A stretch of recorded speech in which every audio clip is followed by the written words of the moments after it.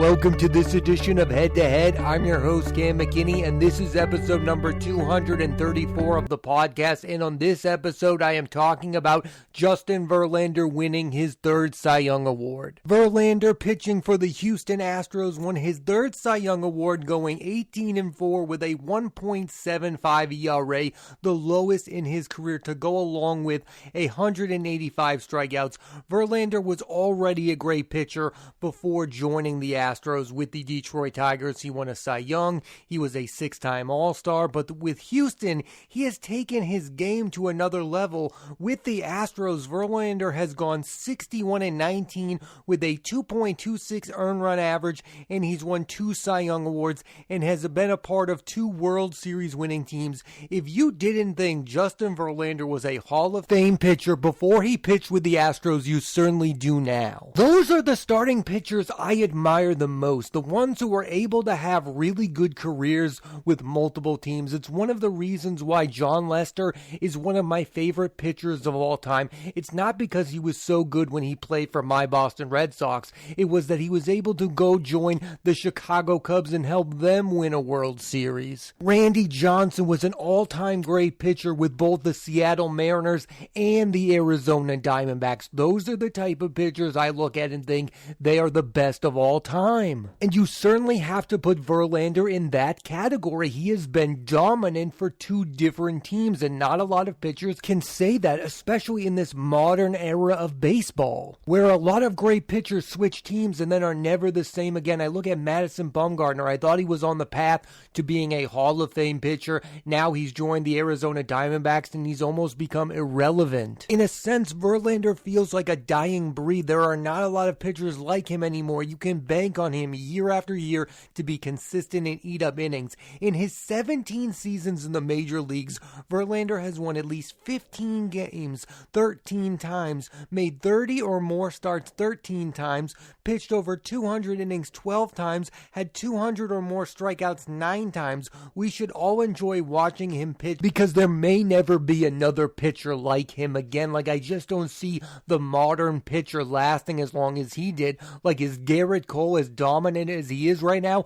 going to be very good in his mid-30s? We've already seen a guy as young as Steven Strasburg deal with injury issues. I just don't see a pitcher being this good for a 15-year plus period anymore. The craziest thing about that statement is pitchers are barely asked to do anything as starting pitchers. They don't go deep in ball games, yet they don't have as long careers. I mean, how do you make sense about that? Look at a guy like John Smoltz. John Smoltz pitched 20 plus years in the big leagues. He went from being a starting pitcher to a closer and pitched into his 40s. I mean, you're never going to see a guy like that again. Verlander is going to make it into his 40s, but I don't think you're going to see that. Clayton Kershaw is 34 years old. You're not going to see a 40-year-old Clayton Kershaw. He's already no longer the same dominant pitcher that he once was. When I first started to watch baseball, baseball was filled with these older starting pitchers who had pitched decades plus. You had Curt Schilling, you had Roger Clemens, you had Greg Maddux, you had Tom Glavine, you had John Smoltz. Now the game, there are so few of those guys. You have Justin Verlander and you have maybe Max Scherzer. What's interesting about Verlander is, yes, he is a great pitcher, but he feels more like a unicorn now more than ever because baseball is not filled with those guys anymore. There really is only Justin Verlander. I do want to get back to his list of accomplishments because Verlander has led the American League in wins 4 times, strikeouts 5 times, and twice had the lowest ERA in 2006. He won Rookie of the Year. 2011, while a member of the Tigers, he was league MVP, going 24-5 with a 2.40 ERA and 250 strikeouts, leading the pitching Triple Crown categories, and he's thrown 3 career no-hitters. In his career, there is nothing he hasn't done in the game of baseball. He's one of the last pitchers you can look at by the old school categories of wins, ERAs, and strikeouts and say that he's categorically great. There's no denying. You can't have an argument about how good Justin Verlander is as a pitcher because he's been great in all 3 of those categories. My issue with some of these modern pitchers is, yes, right now we feel like they are great, but in 10 years, are we going to look at them the same way? I've said this before about a guy like Jake Jacob deGrom. Jacob deGrom has won Cy Youngs, but he doesn't have wins. And I know we say that wins don't matter, and maybe they don't, but I feel like we only really feel about that way in the moment. Every great pitcher we've ever put in the Hall of Fame has a great amount of wins. Jacob deGrom is 34 years old and only has 82 career wins. Now, yes, you can say that's all because of his circumstances and the team that he's played for, the New York Mets, while a guy like Verlander has been a part of many teams that have had great offenses. The Detroit Tigers had Miguel Cabrera, the Houston Astros have had Jose Altuve, Carlos Correa, the list goes on of the great offensive players that Justin Verlander has played with. My point, which I have one, is that Justin Verlander is a surefire Hall of Famer based on everyone's argument. There will be people at the end of the day who look at a pitcher like Jacob deGrom and go, what am I supposed to do with this guy? He doesn't have 200 wins. He doesn't have the strikeout numbers. He's never been on a World Series winning team. How am I supposed to measure success? I talked about this, about the closer position about a month ago on this podcast, and I feel the same way about starting pitchers. I don't know how to grade a Hall of Fame starting pitcher. It sure felt like when I watched Felix Hernandez on the mound with the Seattle Mariners that I was watching a Hall of Fame pitcher, but that guy is probably not going to make the Hall of Fame. Johan Santana didn't even sniff the Hall of Fame. That's a guy that won multiple Cy Youngs. He had one of the best pitches in all of baseball, his changeup, yet nobody thought he was a Hall of Fame pitcher, but from the eye test, he sure looked like one. We can say all we want that wins don't matter, but I do think we all agree on something that does matter, longevity, and that's exactly what Justin Verlander has. He is 39 years old and he is on the top of his game, and that puts him ahead of guys like Johan Santana that didn't last very long, or Felix Hernandez. Justin Verlander has outlasted his peer group. That's really the only thing we can watch and rate from now on when it comes to a Hall of Fame pitcher, is how long they are dominant. I look at a guy like Chris Sale, who pitches for the team I root for, the Boston Red Sox. Chris Sale has had a short run of dominance. He has not been good enough for long enough to be considered a Hall of Fame pitcher if his career ended today. People will make the argument that a guy like Jacob deGrom is going to go to the Hall of Fame because he's won multiple Cy Youngs. Well, here's a list of guys who have won multiple Cy Youngs who are not in the Hall of Fame and came nowhere close. Tim Lincecum was a dominant pitcher with a short run. He didn't make the Hall of Fame. Johan Santana is a multiple Cy Young Award winner. He did not sniff the Hall of Fame. Verlander not only has the Cy Youngs, he has the wins, he has the strikeouts, he has the longevity, he has the World Series titles. He's won an MVP. Like I said earlier, he's been dominant with more than one team. And for that reason, he's going to be a surefire Hall of Famer. I think the problem that baseball is going to run into is they can no longer grade pitchers on that Hall of Fame scale because there might never be another Justin Verlander, and you can't just ignore the next great decade of starting pitchers. You can't just say, I can't put you in the Hall of Fame because you're not like Justin Verlander, because it feels like baseball will never allow another pitcher to be like Justin Verlander again. Maybe I'm wrong. Maybe Garrett Cole will last another 10 years and we'll say he is Justin Verlander, but it sure feels like Justin Verlander is the last type of guy who's going to be this good for this long. The crazy thing about Verlander winning his third Cy Young Award this year is last year he didn't even pitch due to injury. He is coming back of an injury and he's 39 years old and he won a Cy Young Award. He's the fourth oldest pitcher to win a Cy Young, behind only Roger Clemens at 42, Gaylord Perry at 40, and Earl Wynn at 39. And this is something I'm most interested in when it comes to this conversation about Verlander. What was once common has now become so unique. Like, there were guys winning Cy Young Awards in their 40s. Roger Clemens, Randy Johnson was super dominant in his late 30s as well. Now, for whatever reason, starting pitchers are not having as long of careers as they used to, which again is super odd because they're being asked to do a lot less, yet they're not sustaining their dominance like they used to. It's a really confusing thing when it comes to the sport of baseball and the state of the starting pitcher in general. One of the best seasons I've ever seen a pitcher had was Mike Mussina, who in his final season in the big leagues won 20 games for the first time in his career. That's the kind of thing I'm talking about when I say we're never going to see see something like that again. A guy have one of his best seasons at that age. And I believe there are some key factors as to why I don't think we value winning 20 games anymore. Nobody really cares if you win 20 games. Winning 20 games used to mean that you were automatically a candidate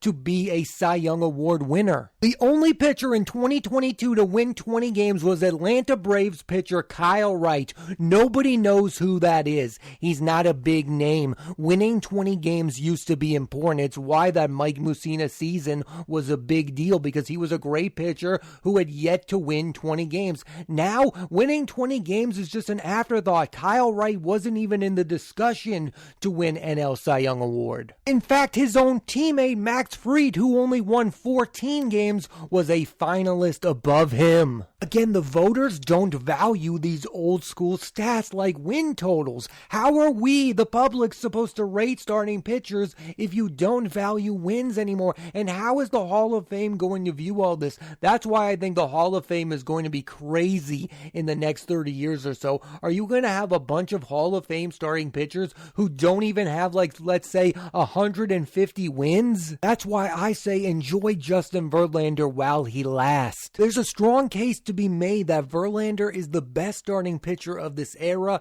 The other two I would put in the discussion is his former teammate Max Scherzer and Clayton Kershaw of the Dodgers. All three have won 3 Cy Young Award winners. Why I would give Verlander the upper hand is his longevity. He's 39 and still as dominant as ever. Kershaw, for example, is 34 and while still good is not the same pitcher he was in his prime, and Scherzer is closer, but I still give Verlander the upper hand. I think he's been better than those two pitchers. What's also insane about him is he's still able to sustain his velocity at 39 years old. He can still throw a baseball at 100 miles per hour with control. I know almost no one cares about a pitcher's velocity, but according to MLB.com, Justin Verlander had the highest velocity ever for a 39-plus-year-old starting pitcher at 95.4 miles per hour. That's almost 4 miles per hour more than the second best, which was Bartolo Colon,